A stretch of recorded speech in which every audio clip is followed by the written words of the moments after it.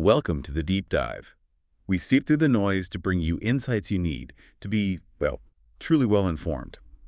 Today, we're tackling a challenge that, let's be honest, has probably touched most of our lives at some point.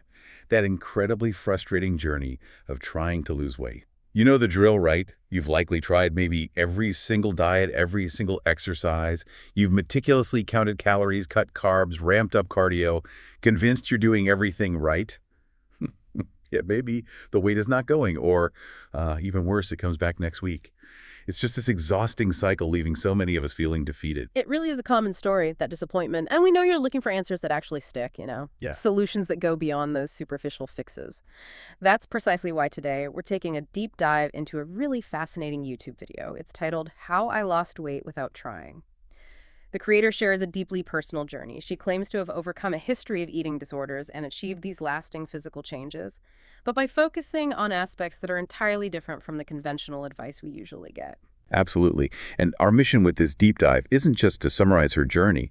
It's really to extract those surprising holistic insights, the ones that profoundly challenge the typical approaches we've all been sold. We're looking for a path to genuine, sustainable well-being, not just chasing a fleeting number on a scale. Yes. We want to pull out what's truly actionable and maybe eye-opening from her experience. Precisely. This deep dive will go far beyond just tips and tricks. We'll be exploring the profound, often overlooked connections between our inner world, our physical health, and our relationship with our bodies, as she highlights so powerfully in this source. So prepare for some genuine aha moments, because this creator really champions an approach that integrates mind, body, and spirit. It feels both revolutionary and somehow remarkably intuitive. Okay, let's unpack this then, because the most striking advice from the source, and truly the foundation of her entire approach, is this profound idea that you must work on healing your traumas, work on healing your soul as a prerequisite for weight loss. She states quite emphatically, actually, that whatever has happened in your childhood will affect you later in life, even things we might consider small traumas. And here's the kicker. She says, your body keeps the score. I admit, hearing that maybe our stomach bloating might actually be trauma stuck in your stomach. It truly made me pause and rethink that whole mind-body connection. It's a powerful, maybe unsettling idea for many. It really is. And it isn't just anecdotal anymore. Modern neuroscience, particularly fields like psychoneuroimmunology, and the work of researchers like Bessel van der Kolk increasingly shows how unresolved emotional stress and trauma can manifest in very real physiological symptoms. Things like digestive issues, chronic pain, even unexplained inflammation or weight struggles. The profound insight here is that true healing might demand we address these root emotional causes, not just the physical symptoms in isolation. And the creator elaborates on practical suggestions for this.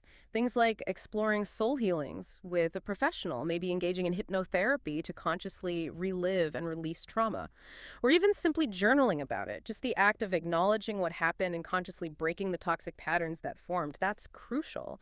She shares her own testimony that this healing led to remarkable internal changes and an insane physical transformation. It affected my body, my digestion, and my physical appearance. It just powerfully underscores that our emotional state isn't separate from our physical reality. Right. And from there, she transitions to a really crucial mindset shift, one that challenges so much of what we're taught. Focus on being healthy and not skinny. She recounts her own experience with eating disorders. The constant goal was to be skinny. But when she actually achieved it, she said she hated it, found it ugly and not normal, which led her to redefine her goal as wanting to look toned and nice and healthy.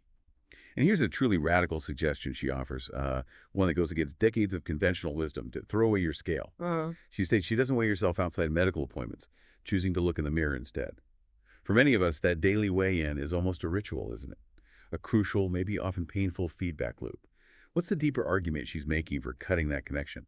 And what challenges might someone face? It's a bold move, definitely. But her reasoning is profound. She argues the scale can be so toxic precisely because of those natural fluctuations, like water weight or bloating, that have nothing to do with actual fat loss. These ups and downs can completely undermine motivation. It leads to that vicious cycle of self-criticism and despair. So, by removing the scale, she forces a shift from external validation to internal perception. How do you feel? And if we connect this to the bigger picture, her advice on eating, it goes way beyond simple dietary rules. It delves into deeper self-worth. She claims that constant overeating or an inability to stop is often about trying to fill something else, not true physical hunger. She attributes her own past struggles, pushing food down, purging, to not valuing herself or her life. Her advice: actively find hobbies and passions to fill that void. Give yourself a reason to engage with life rather than turning to food for comfort or escape. It reestablishes a sense of purpose that's much bigger than just body image. And building on that, she brings up this powerful idea that really resonated with me: not eating food with fear attached to them. It makes you wonder, doesn't it? How many of us are inadvertently sabotaging our own efforts just by the anxiety we attach to certain foods? She shares that when she used to eat things like sugar or carbs with the fear that they'd make her fat, she would indeed become chubbier and bloat. But now she eats them with no fear, simply to nourish this vessel, seeing her body as a blessing. It's like an energetic shift, she suggests, where the fear itself can manifest the negative outcomes you're trying to avoid. Exactly. It's a complete reframing. Instead of seeing, say, a carb as a bad food, she transforms it into simply fuel. This isn't just mindful eating, it's about an energetic shift in our relationship with what we consume. It really shifts the paradigm. And she reinforces this by calling for us to understand our greater mission. She encourages asking, what am I here to do? What legacy do I want to leave? She argues that adopting this broader perspective naturally shifts your focus away from restrictive dieting and body obsession. It gives you something more profound, more fulfilling to direct your energy toward. It's about elevating your purpose beyond just your plate. So we've explored how profoundly our inner world seems to dictate our physical state, and how deeply mindset impacts the journey. Now let's shift to how the Creator translates that inner peace into tangible physical practices. Starting with movement. Our source highly recommends starting weight training or Pilates. She specifically notes that Pilates works on those smaller, deeper stabilizing muscles, which she calls skinny muscles. And she finds it helps women lean out much faster than they would do with weight training. So it's not just about burning calories, but shaping the body in a way that feels good and functional. Yeah, but it's important to add some nuance here, especially regarding weight training for women, which the source does detail. She explains that for a lot of women, we're very hormonal, and weight training can sometimes, well, not work that well on our hormones or even cause bloating. She shares her own experience, feeling bloated when weight training 3 times a week versus feeling leaned out when she cut down to 2 times a week with enough rest. The key, according to her, is just don't overdo things. This really highlights listening to your body's signals, doesn't it?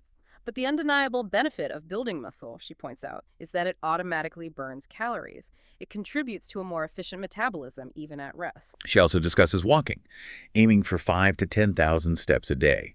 But again, with a vital caveat that speaks to body intelligence. She warns against forcing it. She found that forcing 10,000 steps a day actually led her to constant hunger and just overstressing our body. So now she allows herself to walk fewer steps sometimes, like 4,000 steps, 3,000 if that's what feels right, to keep her body rested. This again comes back to listening to your body, not rigidly sticking to external rules that might not serve you, working with your physiology, not against it. Absolutely. And building on that theme of internal support, she then shifts focus to hydration. The source emphasizes drinking 2 to 3 liters of water a day, explaining its critical role in digestion, kind of likening it to flushing a toilet. Without enough water, she says, things simply don't move optimally within the body. Crucially, though, she advises adapting to your body. She acknowledges that some people are enough with 1 liter, 1.5 liter. So it's about finding what works for you and your unique needs, not some one-size-fits-all rule. Water is just fundamental for every cellular process. Getting it right is key. Now here's an area from the source that often gets completely overlooked in typical weight loss discussions. Honestly, it's pretty eye-opening. Work on lymphatic drainage. She helps us understand this. Explains the lymphatic system is a part of the immune system that helps defend your body against infection, and it keeps your bodily fluids in balance. So it's not just about aesthetics. It's core bodily function. It makes you realize how vital this often ignored system is for overall health. She even talks about specialized devices like an LPG machine, like a salon-based suction and rolling device for connective tissues. It's a fascinating area. And when we connect this to the bigger picture, a struggling lymphatic system can show up in noticeable ways, which the source outlines clearly. Signs like feeling generally bloated, having a lot of cellulite, maybe experiencing digestion is not good, a general puffy appearance, and even swollen lymph nodes as a more extreme symptom. To improve lymphatic flow, she offers practical methods. Lymphatic massage, which you can do yourself or get done professionally. Also, dry brushing to stimulate the skin and lymphatics underneath, and yes, that LPG machine, which physically manipulates tissues to encourage fluid movement. And the tangible result she describes increased urination. Basically, toxins and watery fluids are coming out. It's a natural internal detoxification process that can visibly change how your body looks and feels. Okay, turning now to nourishing from within. Our source completely rejected strict meal schedules, like eating exactly 3 times a day. Instead, she embraced a philosophy of intuitive eating, eating what I want when I want. Plooch, she explains she eats based on hunger, sometimes 1 or 2 meals and then has some snack, other times 3 meals. It's such a departure from rigid diet rules, isn't it?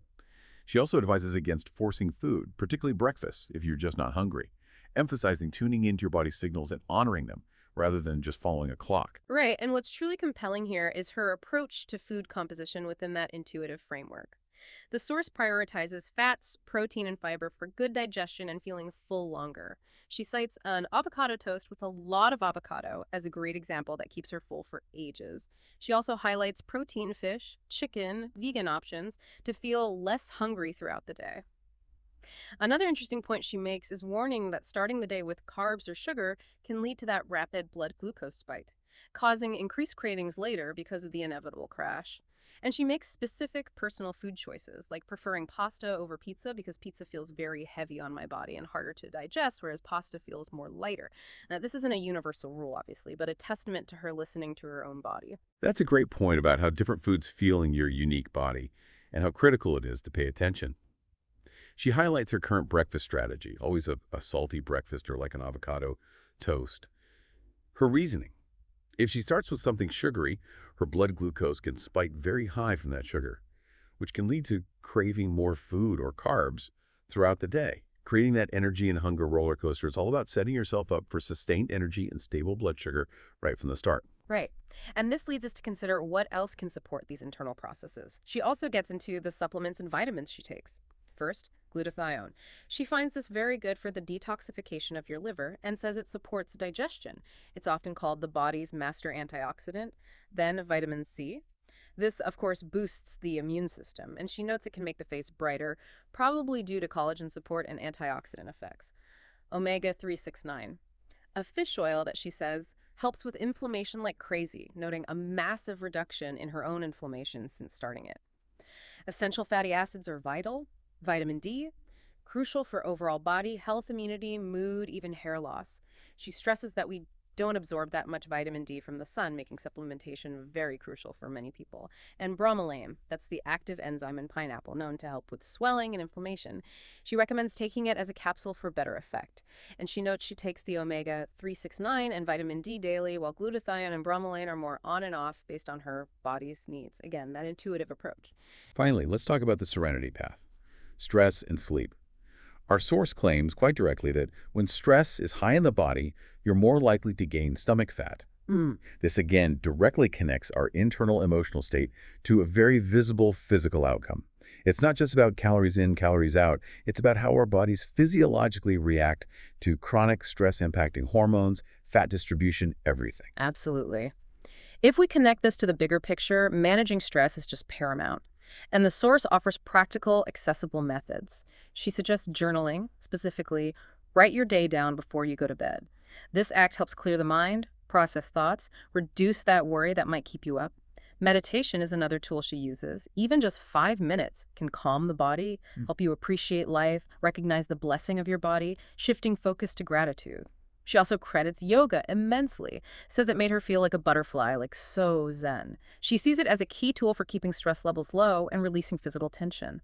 These are all accessible ways to actively manage your emotional landscape and calm your nervous system. And crucially, she stresses the critical importance of proper sleep. She personally observes, when I don't sleep well, that I'm bloated. It's not just about feeling tired the next day. It has a direct, immediate, visible physical effect on her body. Yeah, and what's fascinating here is the fundamental reason she gives for prioritizing it.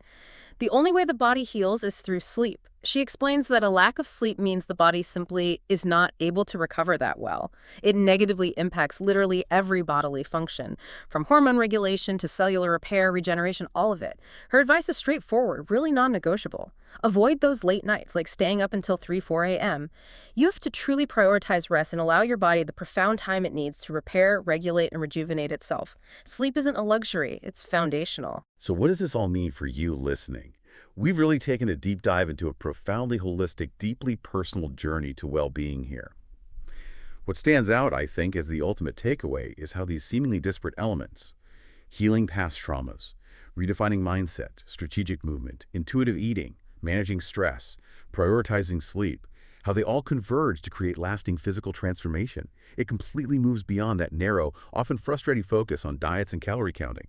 It shows us that our inner world truly seems to dictate our outer health. This creator's journey offers a powerful paradigm shift, urging us to listen to our bodies, address our emotional landscape, and really nurture ourselves from the inside out. And this raises an important question for you, the listener, doesn't it? If our bodies truly keep the score of our emotional lives, and our physical health is maybe a profound reflection of our inner state, how might approaching your own health with radical self-respect and a deep commitment to understanding your deepest emotional and physical needs, how might that reshape not just your body, but maybe your entire life's trajectory? Think about the ripple effect of that kind of self-care. Powerful stuff indeed. And thank you for joining us on this enlightening deep dive. We hope you found some truly valuable insights to carry forward on your own unique journey toward genuine well-being.